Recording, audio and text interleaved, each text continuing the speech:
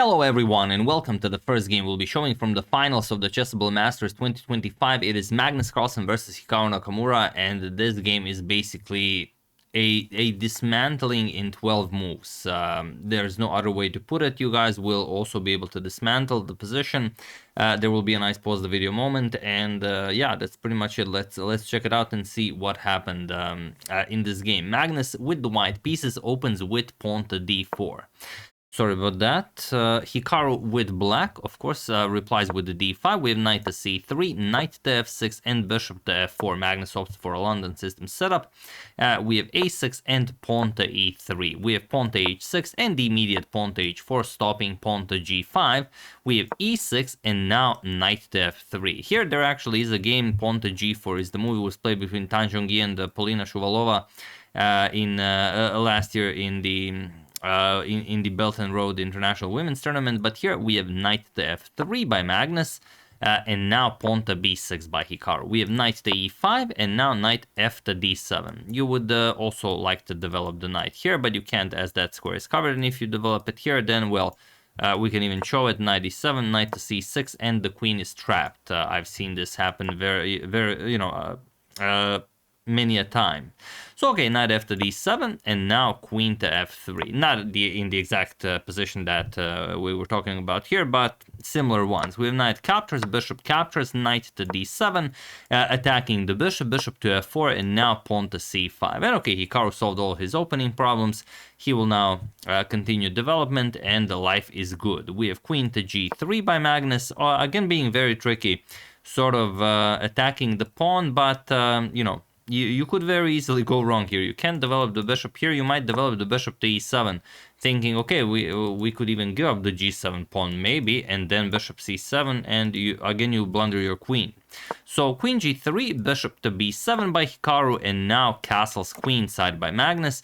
And here Hikaru, well, it's not a simple position to assess, as many moves can be made that will make you go wrong. Like queen e7 is nice, pawn to b5 is nice, but the rook to c8, the move Hikaru made, is well, maybe not a game-losing move, but it will take a miracle to survive this one. Feel free to pause the video and figure out how to punish this position while I give you a couple of seconds.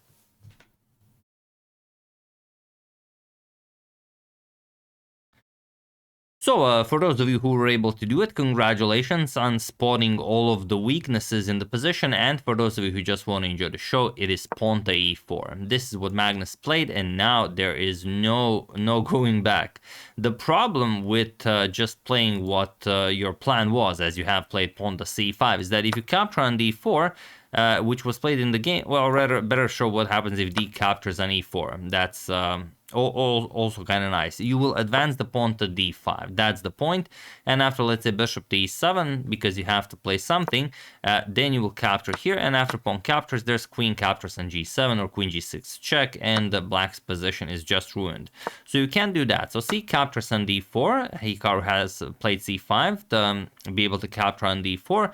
Now e captures on d5. Magnus offers a knight on c3. And the problem is, if you capture the knight, then d captures on e6, and okay, you could throw in a nice decision tool with captures on b2 check, king b1, and f captures on e6, there's queen g6 check, and now king e7 only move, bishop to d6 will be checkmate. The only way to continue after e captures on d5 is to play queen to f6, which Hikaru did not play, and even then it's bleak at best. For example, knight e4 attacks the queen, queen to f5, and then you capture on f6, captures f3, and okay, the game continues, but it's again very, very hard. Okay, there's the bishop pair, so there's always a chance, but it's not easy.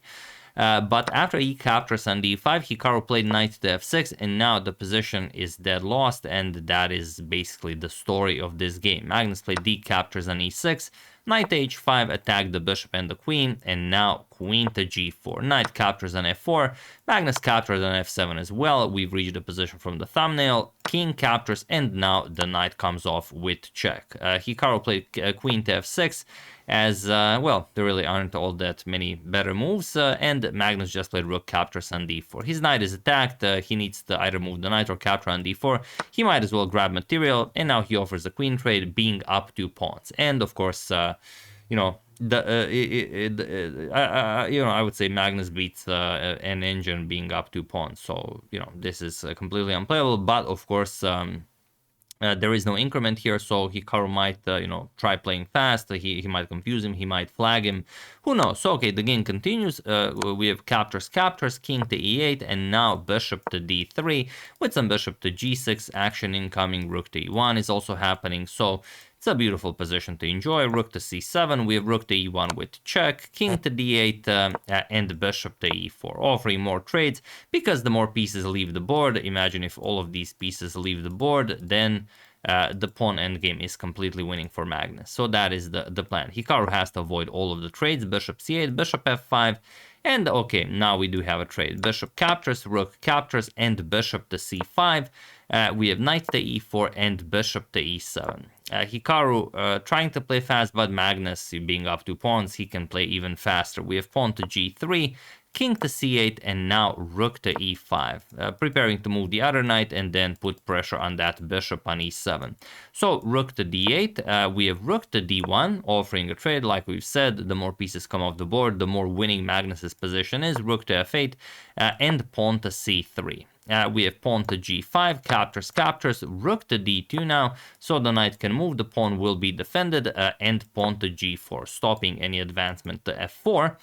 Rook to e6, and now we have king to b7. Rook to g6, putting pressure on the g4 pawn, b5, and rook captures on g4. That's the problem when you're down a pawn and you have to avoid all of these trades.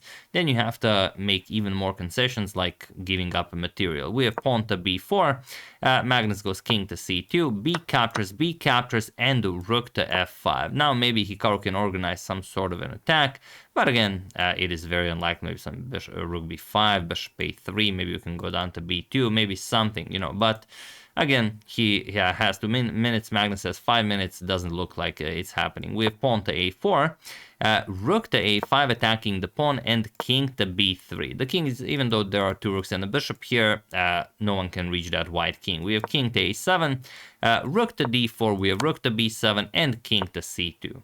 Nothing to worry about here. We have bishop to a3, going after that rook to b2 check, but just king to d3. We have rook to h5, trying to go the other way around, rook to g6, and now rook to h1 by Hikaru, king to e2, and rook to a1. We have rook to c4, rook to e7, now putting pressure on the knight, and king to f3. We have bishop to b2, playing moves, but none of them really do anything. And here Magnus just played knight to c5, and he was in this position on move 47 that Hikaru Nakamura resigned the game, as there is nothing more to be done here. So it was okay, 47 moves, but basically the game was over in 16. The rest was just Hikaru trying to maybe, maybe trick Magnus into, not winning an endgame where he's up 2 pawns, which for Magnus would be somewhat of a disaster. But yeah, there's nothing you can even try here. Like, you can play some moves like bishop to a3.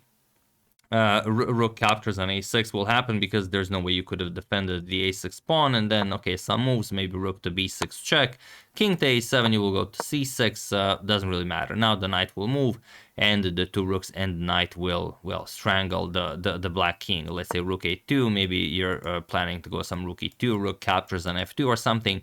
You're going to go knight e4, let's say you stop rook e2, let's say bishop to c1, you're going to go rook c7, and once you trade off the rooks or anything, king a6, you're going to play rook to c4. Everything is defended, you're up 4 pawns, and you would win this, your uncle would win this, everyone would win this, and, well, that means also Magnus would win this. So of course Hikaru will not try, and he resigns here. There are 3 more games being played in the finals, so we'll see what happens. Second game also already being played. Very, very interesting stuff. We'll see what happens, and I will keep you guys informed. So yeah, hope you enjoyed it. I would like to thank Andreas Rosenthal, Andrew Steinel, Yuri Rolchenko, David Arai, and David Kasparian for a contribution to my channel. Thank you a lot, I really appreciate it. As usual, you can check 2 of my previous videos here. Thank you for watching, and I will see you soon, continuing to check up on your wonderful suggestions, such as this one, and whatever else happens in the chess world. Thank you all, I will see you soon, and have an excellent rest of your day. And yeah, I mean, just when you see a position like this, and your spidey sense should be tingling, and you will find a move like pawn to e4. See you soon.